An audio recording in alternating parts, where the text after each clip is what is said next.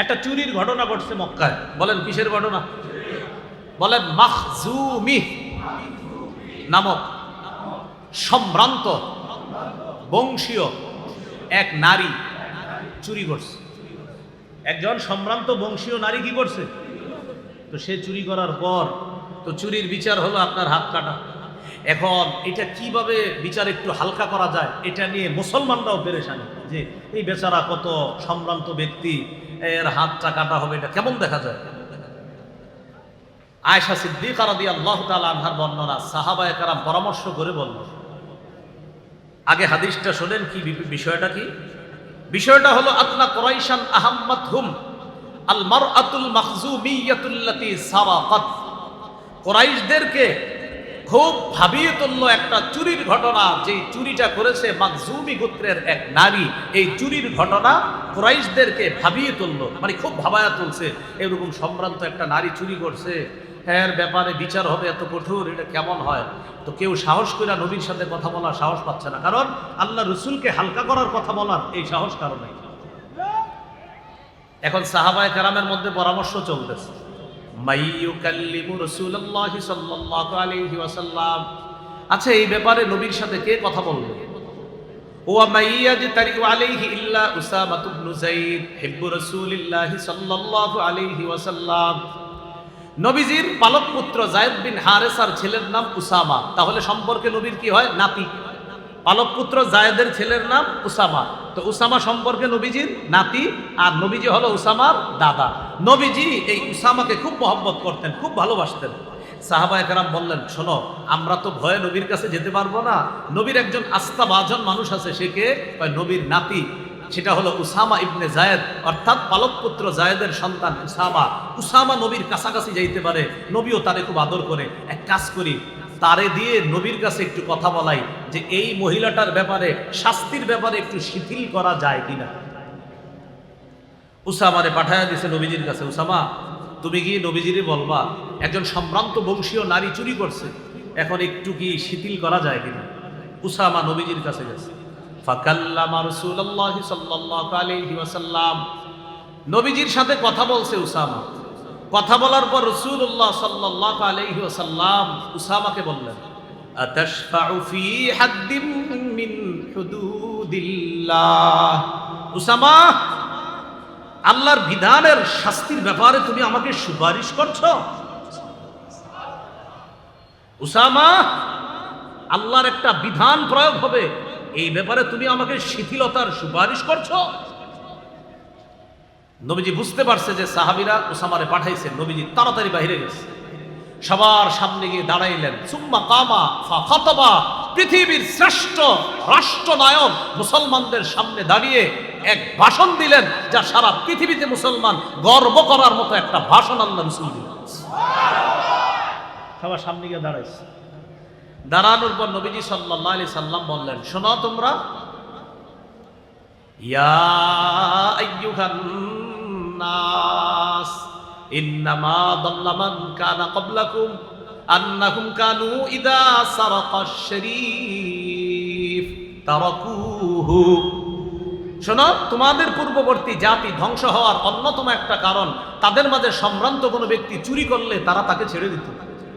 নবীজি কেমনে বুঝায় দেখেন, তোমাদের পূর্বে কিছু জাতি ধ্বংস হওয়ার অন্যতম কারণ হলো সম্ভ্রান্ত কোনো ব্যক্তি চুরি করলে তারা তাকে ছেড়ে দিত।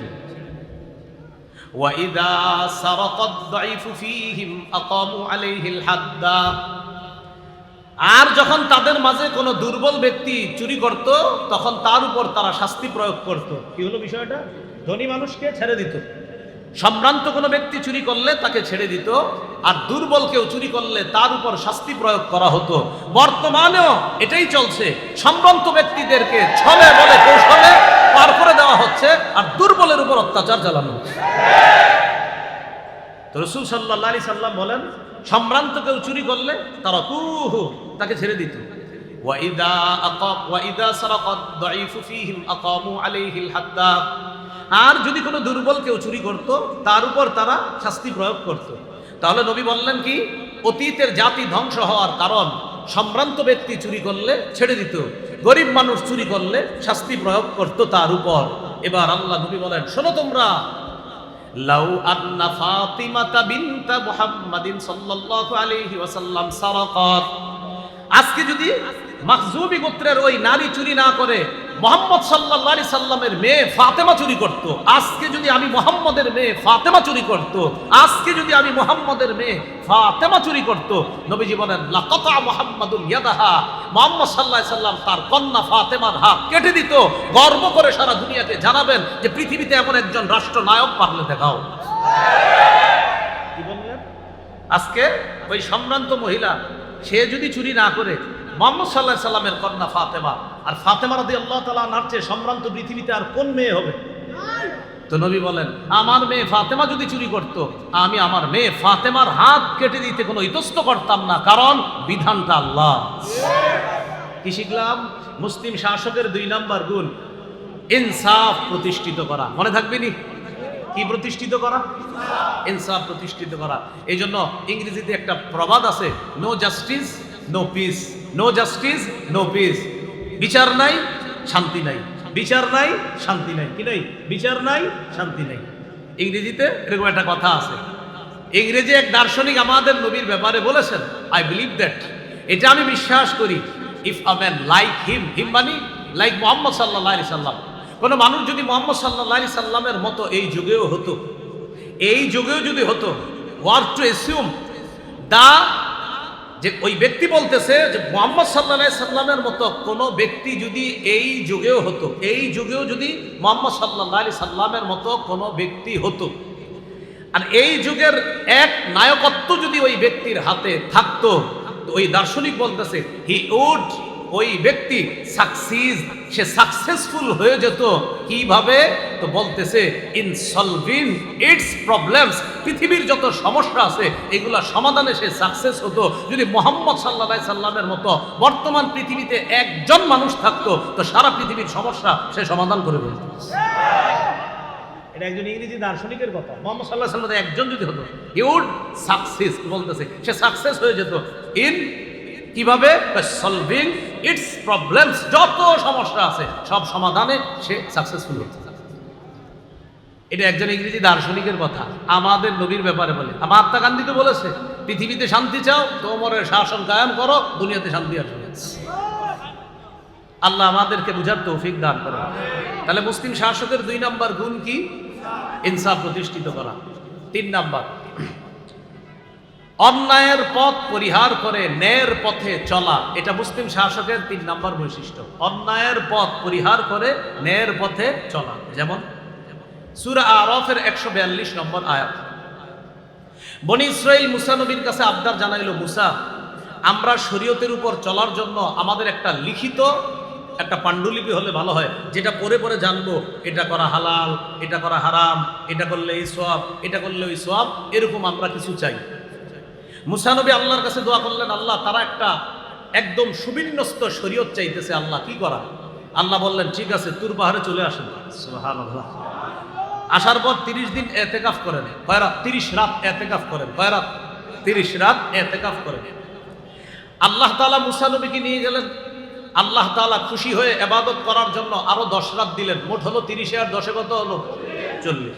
মুসা নবী যে 40 রাতের জন্য তুর পাহাড়ে চলে গেলেন, তার প্রতিনিধি বানায়া দিলেন হারুন নবীকে। হারুন নবীকে বললেন, ভাই হারুন, সঠিকভাবে কাজ করবা, ইনসাফের পথ তুমি ধারণ করবা, ন্যায়ের পথ ধারণ করবা, অন্যায়ের পথ পরিহার করবা। মুসলিম শাসকের 3 নম্বর বৈশিষ্ট্য ন্যায়ের পথ গ্রহণ করা, অন্যায়ের পথ পরিহার করা। এবার আয়াতটা শুনেন, সূরা আরাফ 142 নম্বর আয়াতে আল্লাহ বলেন, ওয়া'আদনা মূসা 30 লাইলা, আমি মুসাকে তাওরাত কিতাব দেওয়ার জন্য 30 রাতের ওয়াদা করলাম। ওয়া আতমামনাহা বিআশরিন, 30 রাত ইতিকাফ করবে মুসা, আমি আল্লাহ 10 দিয়ে আরো পুরা করলাম। ফাতাম্মা মিকাতু রাব্বিহি 40 লাইলা, এইভাবে মুসার রবের নির্ধারিত মেয়াদ হয়ে গেল 30 আর 10 এ 40। এটা হয়ে গেল নির্ধারিত মেয়াদ। ফাতাম্মা, পূর্ণ হলো, মিকাতু রাব্বিহি, মুসা নবীর রবের নির্ধারিত মেয়াদ কত দিনে? 40 লাইলা, 40 রাতে পুরা হলো। প্রথম ছিল কয় রাত? 30 রাত। বাড়াইলো কয় রাত? 30 আর 10 কত? তা আল্লাহ বলে ফাতাম্মা, পূর্ণ হলো, মিকাতু রাব্বিহি, তার রবের নির্ধারিত মেয়াদ 40 লাইলা, 40 রাতে পূর্ণ হলো। وقال موسى لأخيه هارون اخلفني في قومي وقال موسى, মুসা নবী বললেন লিআখিহি, তার ভাই হারুনকে বললেন, হারুন উখলুফনি ফি কওমি, আমার অনুপস্থিতিতে তুমি আমার সম্প্রদায়ের প্রতিনিধিত্ব করবা, ওয়া আসলিহ, তুমি ন্যায়ের পথ গ্রহণ করবা, সংশোধন করবা, সঠিক কাজ করবা, ওয়ালা তাত্তাবি সাবিলাল মুফসিদিন, অন্যায় সৃষ্টিকারী যারা, ফাসাদ সৃষ্টিকারীদের পথ অনুসরণ করবা না। তাহলে কি শিখলাম?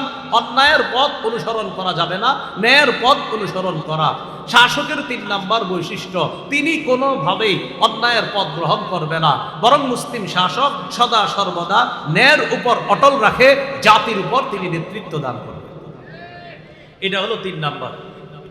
4 নাম্বার মুসলিম শাসকের বৈশিষ্ট্য, বাংলাটা বলেন, বলেন, শিষ্টের লালন, দুষ্টের দমন। আর একটু সহজ বাংলা বলি, বলেন, ভালোকে লালন, খারাপকে দমন। ভালোকে লালন করতে হবে, হ্যাঁ হ্যাঁ ঠিক আছে ঠিক আছে, খারাপ খবর আছে, মানে ভালো ঠিক আছে, খারাপ খবর আছে, ঠিক। তাহলে ভালোকে লালন, দুষ্টকে দমন। তো একটু সুন্দর বাংলায় বললাম আর কি, শিষ্টের লালন, দুষ্টের দমন। আর সহজে, ভালো মানুষরে লালন করতে হবে, খারাপ গুলারে দমন করতে হবে। এই ব্যাপারে আমরা দৃষ্টান্ত নেই সূরা কাহাফ 83 থেকে 91 নম্বর আয়াত। সূরা কাহাফের 83 থেকে 91 নম্বর আয়াত। পৃথিবীর একজন বাদশা ছিল, তার নাম যুলকরনাইন। নাম শুনছেন নি? আল্লাহ তাআলা বলেন, ওয়াসআলুনাকা আন যিল করনাইন, নবী তারা আপনাকে যুলকরনাইন বাদশা সম্পর্কে জিজ্ঞাসা করে। কুল সাআতলু আলাইকুম মিনহু যিকরা, আপনি বলেন আমি যুলকরনাইনের ব্যাপারে তোমাদের কাছে এখন কিছু আলোচনা করব। ইন্না মাক্কান্না লাহু ফিল আরদ, আমি যুলকরনাইনকে পৃথিবীতে ক্ষমতা দান করলাম। ওয়া আতাইনাহু মিন কুল্লি শাইইন সাবাবা, আমি তাকে সব জিনিসের উপকরণ দান করলাম। এখানে ব্যাখ্যা, উপকরণ দ্বারা উদ্দেশ্য, যুলকরনাইনকে আল্লাহ এমন একটা যোগ্যতা দান করছেন, তিনি যে কোনো সময় যে কোনো কিছু দিয়ে যে কোনো জিনিস বানিয়ে ফেলতে পারতেন। সুবহানাল্লাহ, এটা উপকরণ। তা আল্লাহ তাআলা বলেন, ফাআতবাআ সাবাবা, যুলকরনাইন বাদশা একদিন আমার হুকুমে সফর করা শুরু করলেন। কোথায় যাবে? পৃথিবীর একদম পশ্চিম প্রান্তে যাবে। কোথায় যাবে বলেন তো? একদম পৃথিবীর পশ্চিমে, যেখানে যাওয়ার পর এর ওই পাশে আর কোনো বাড়িঘর নাই, কেউ নাই, এখানে যাবে।